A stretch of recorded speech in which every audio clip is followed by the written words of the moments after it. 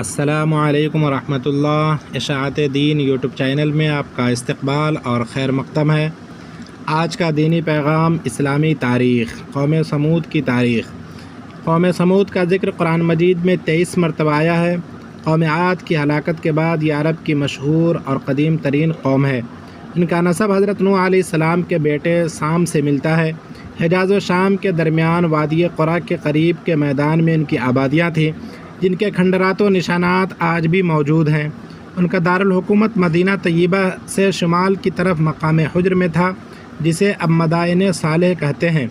اس قوم کا زمانہ حضرت ابراہیم علیہ السلام سے پہلے کا ہے۔ یہ اپنے وقت کی مہذب، ترقی یافتہ، طاقتور اور بڑی مالدار قوم تھی۔ پہاڑوں کو تراش کر بڑی بڑی عمارتیں بنانا اور سنگ تراشوں کو بھاری مزدوری دے کر بڑے بڑے بت بنوانا ان کی زندگی کا محبوب مشغلہ تھا۔ ان کے دلوں میں بتوں کی اتنی عقیدت و محبت پیدا ہو گئی تھی کہ اللہ تعالیٰ کو چھوڑ کر ان کی پوجا کو اپنی نجات کا ذریعہ سمجھنے لگے تھے۔ جب اس قوم کی شرک و بت پرستی حد سے بڑھ گئی تو اللہ تعالیٰ نے ان کی ہدایت و اصلاح کے لیے حضرت صالح علیہ السلام کو رسول بنا کر بھیجا۔ اسی طرح کی مزید دینی، علمی اور تاریخی ویڈیوز کے لیے چینل کو لائک، شیئر اور سبسکرائب کریں۔ پھر ملتے ہیں، جب تک کے لیے خدا حافظ۔